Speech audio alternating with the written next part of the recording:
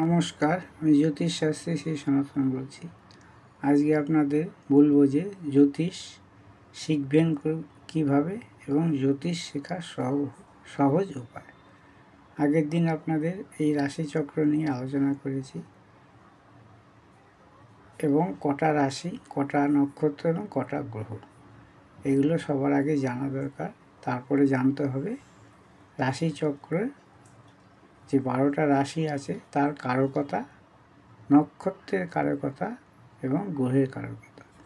এগুলো না জানলে জ্যোতিষের যে বেসিক সেটা সম্পূর্ণ হবে না। এই জ্যোতিষের বেসিক যদি সঠিকভাবে না জানা যায় তাহলে জ্যোতিষ সম্বন্ধে জ্ঞান বা ধারণা ভালো জন্মাবে না এবং পরবর্তীকালে নানা রকম অসুবিধার মধ্যে পড়তে হয়। আসুন আজকে আপনাদের বলবো যে রাশিচক্র 12টা, তার মধ্যে আজকে জানাবো মেষ রাশির কারকতা সম্বন্ধে। তো সম্পূর্ণ রাশিচক্র হচ্ছে 360 ডিগ্রি। এখানে দেখতে পাচ্ছেন রাশি হচ্ছে 12টা, গ্রহ 9টি এবং নক্ষত্র 27টা। প্রতি রাশিতে আছে আপনার 30 ডিগ্রি করে এবং প্রতি নক্ষত্রের মান হচ্ছে 13.20 ডিগ্রি। আসুন এবার আমরা জানি মেষ রাশির কারকতা।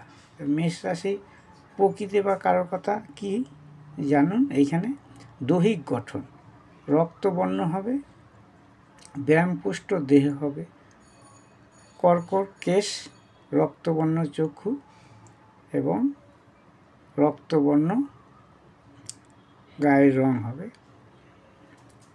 এর স্বরূপ হচ্ছে চর রাশি, অগ্নি রাশি, ওজ রাশি, উগ্র প্রকৃতি, পিত্ত প্রধান, ক্ষত্রিয় জাতি, রজগুণী, পূর্ব দিক, পৃষ্ঠদ্বয়, হস্র, অধিপতি হচ্ছে মঙ্গল, কালপুরুষের মস্তক। মানে এই মেষ রাশি হচ্ছে যে আমাদের দৈহিক যে কালপুরুষের যে ভাব, সে তার হচ্ছে মেষ রাশি হচ্ছে তার মস্তক হচ্ছে তার প্রথম। তো মেষ রাশি মঙ্গলের ক্ষেত্র। এই মেষ রাশি হচ্ছে আপনি দেখতে পাচ্ছেন মেষ রাশি, এই যে মেষ রাশি, এই মেষ রাশি হচ্ছে মঙ্গলের ক্ষেত্র এবং মঙ্গলের মূল ত্রিকোণ বা আনন্দময় স্থান। এটা আত্মার কারক রবি গ্রহের উচ্চস্থ স্থান এবং তমগুণ কারক শনি গ্রহের নিচস্থ স্থান। আত্মার দিক থেকে যা কিছু শুভ তার বীজ এই রাশিতে পূর্ণমাত্রায় থাকবে। মঙ্গলের স্বক্ষেত্র মূল ত্রিকোণ থাকায় রজগুণের খাদ্যশক্তির বীজও পরিপূর্ণভাবে এই রাশিতে আছে। এই দুই গুণের ভেতরে পুনরায় তমগুণের আলস্য, জড়তা, দুঃখ কারক শনির নিচ স্থান থাকায় আলস্য, জড়তা, দুঃখ সৃষ্টির হেতু বা উৎপত্তি এই রাশির প্রকৃতিতে রয়েছে। এই সকল গ্রহশক্তির গুণ দোষের মিলিত প্রভাব হইতে মেষ রাশির প্রকৃতি। আমি বলছি মেষ রাশির কারকতা সম্বন্ধে, এগুলো অবশ্যই আপনাদের মনে রাখতে হবে বা জানতে হবে। মেষ রাশি চক্রের প্রথম রাশি। মেষ রাশি হচ্ছে এই 12টা যে রাশি তার মধ্যে প্রথম রাশি হচ্ছে মেষ। এ হচ্ছে চর অগ্নি অর্থাৎ চঞ্চল তেজস্বী, তজধর্ম চঞ্চল হইলে রজ এবং তনভাব সৃষ্টি হয় এই রাশির ভেতর। যেহেতু এখানে রজ প্রকৃতি মঙ্গল এবং তমভাবের যে প্রকৃতি যে গ্রহ শনির নিচস্থ স্থান এবং আত্মাকারক গ্রহ রবির উচ্চ স্থান হওয়ার জন্য এই ভাবের ভেতর দুরকম ভাবই রয়েছে। জীব সৃষ্টির প্রাথমিক স্তরের অর্ধসুপ্ত অর্ধচেতনার জড়ভাব কতটা রাশির চরিত্রে থাকিবে। জীবদেহ সূক্ষ্ম আত্মা সৃষ্টির স্তর হইতে স্তন্তর ক্রমিক উন্নতির পথে অগ্রসর হইতে আরম্ভ করিলে তার মূল চরিত্রে প্রথম স্তরের আদিম জড় প্রকৃতি কতটা থাকা সম্ভব, তাহা কখনো প্রচ্ছন্ন থাকিয়া বা কখনো প্রকাশ করিয়া জীবন পরিচালিত হয়। এই মেষ রাশি, মেষ রাশি প্রকৃতি যথেষ্ট বলিষ্ঠ হোক না কেন, তাহার ভেতরে শনির নিজ মানসিকতা প্রভাব অল্প বিস্তর থাকবে। কাজেই মেষ রাশির প্রকৃত রুচিমান মার্জিত হইলেও তাহার ভেতরে সাধারণ অরুচি অমার্জিত চরিত্র প্রচ্ছন্নভাবে থাকিয়া যায়। এই মেষ রাশিতে এই স্বভাব মাঝে মাঝে জাতকের কথাবার্তা চাল চলনের ভেতর প্রকাশ পায়। মেষ রাশির প্রকৃতি কতটা একগুঁয়ে, অভিমানী, ক্রোধী, স্পর্শকারতা, দুষ্টতা থাকিবে। কাজকর্মে তাহার অধ্যবসায় থাকিবে। সে অনেক সময় জেদের বশে যেসব কর্ম অভাবনীয়ভাবে ভালো মন্দ বিচার না করে ফেলবে। রাশির তামসিক দোষ থাকায় জাতকের ভেতরে সদাচার সংস্কৃতির পূর্ণ বিকাশে আংশিক বাধা সৃষ্টি করবে। এই মেষ রাশি মাঝে মাঝে রুক্ষ মেজাজের পরিচয় দানে সে স্বজন ও বন্ধু বান্ধবের কাছে কিছুটা অপ্রিয় হয়ে যাবে। এই দোষের জন্যে বন্ধুবর্গ বা সহকর্মীর ভেতরে কোনো রকম পূর্ণ শ্রদ্ধা লাভ করিতে সক্ষম হয় না এই মেষ রাশির লোকেরা। এবার মেষ রাশিতে রবি উচ্চস্থ থাকা এবং মঙ্গলের যে ভ্রাতৃত্ব বা স্বক্ষেত্র আনন্দময় স্থান হয়, জাতকের চরিত্রের ভেতরে বিশ্ব ভ্রাতৃত্বভাব থাকিবে। উদারতা, সেনাপতি সুলভ তেজস্বিতা, পরাক্রমের পরিচয় পাওয়া যাইবে। জাতকের রজকান্তি, অনমনীয় তেজ, অপরিসীম সাহস, আত্মবল থাকবে। রাশিতে দুর্বল গ্রহ যদি থাকে, তাহলে মঙ্গল যদি দুর্বল হয়, তাহলে এর ভেতরে হঠাৎ ক্রোধ, হঠকারিতা, দম্ভ স্বভাব, চঞ্চল স্বভাব ও সৎস্বভাবের অভাব থাকিবে এবং অত্যাচারী হয়ে উঠবে এই জাতক। পক্ষান্তরে রাশিতে যদি শুভ গ্রহ থাকে, তা হইলে এই জাতকের চরিত্রে সাহস, মনোবল, উদারতা থাকবে। এই জাতকের মেষ রাশির যে কারকতা, তার ভেতরে এইগুলো পড়ছে।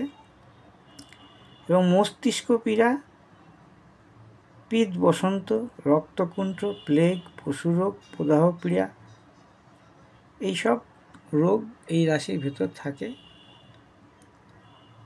এই মেষ রাশির ভেতর। এই মেষ রাশি হচ্ছে চর এবং অগ্নিকারক। রাশিটি কী করছে না, মন ও কর্মের রজদীপ্তের গতি চঞ্চল ও সক্রিয় প্রভাব থাকবে। মেষ রাশির সৃষ্টিভাব জীবনের বীজ ভাব। কাজে এই চর ও অগ্নি রাশির ভেতরে ভাব হইল প্রাণবন্ত, সক্রিয় কর্ম, সাহস, সংযম। বাহিরের ভাব হইল হঠাৎ উত্তেজনা, ক্রোধ, পশুভাবের উন্মাদনা, উত্তেজনা ইত্যাদি। ভেতরের ভাব কি না, প্রাণবন্ত, সক্রিয় কর্ম, সাহস, সংযম। আর যদি হঠাৎ রেগে যায় না, বাহিরের ভাব যে প্রকাশ হয় সেটা হচ্ছে হঠাৎ উত্তেজনা, ক্রোধ এবং পশুভাবের উন্মাদনা, উত্তেজনা সৃষ্টি হবে। এবং যাহার সাহায্যে বা যাহার এইসব অপকর্মের এইসবের বুদ্ধির দ্বারা বা এইসব ক্রোধের দ্বারা সে অপকর্ম করতে কোনো দ্বিধাবোধ করবে না। এবং এই মেষ রাশির যে কারকতা আপনাদের বললাম, এটা অবশ্যই আপনাদের সবার জানা উচিত এবং যারা জ্যোতিষ শিখতে যান তাদের অবশ্যই জানা উচিত। এই রাশির সমস্ত কারকতা আপনাদের বললাম।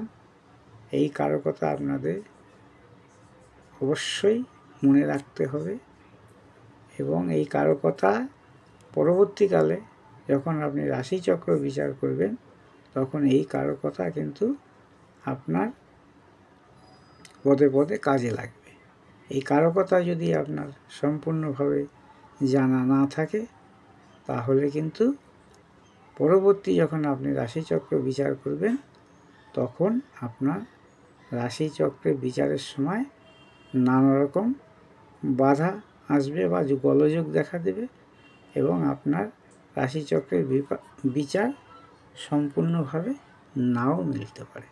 কারণ যেখানে বেসিকের যে ধর্ম বা মেষ রাশির যে ধর্ম, যে প্রকৃতি, যে গুণাগুণ, সেটা যদি ভালো না জানা যায়, তাহলে মেষ রাশি সম্বন্ধে যেই বক্তব্য আপনি কোনো জাতকের যদি মেষ রাশি থাকে তার যে রাশিচক্র গণনা করবেন, সেই গণনা ক্ষেত্রে মেষ রাশির যে বক্তব্য সেই কারকতা বা ভাবের বা গ্রহের যে বিচার সঠিক হবে না। সেই জন্য আপনাদের এই কারকতা সম্বন্ধেই সবার আগে জানাচ্ছি। কারণ সমস্ত গ্রহ, রাশি এবং আপনার ওই নক্ষত্রের কারকতা সবার আগে জানা প্রয়োজন। এই জানা সম্পূর্ণ হলে তারপরে অন্য যে ভাব বিচার বা ভাব কোন গ্রহ কোথায় থাকলে কি হয়, এবং জ্যোতিষের অনেক রকম সূত্র আছে, সেই সব সূত্র এবং জ্যোতিষের নানা রকম বিচার আছে, সেই সব বিচার সম্বন্ধে আপনাদের জানাবো। আপনারা দেখতে থাকবেন। আমার ভিডিওটা যদি আপনাদের ভালো লাগে অবশ্যই লাইক করবেন, শেয়ার করবেন, কমেন্ট করবেন এবং আমাকে সাবস্ক্রাইব করবেন।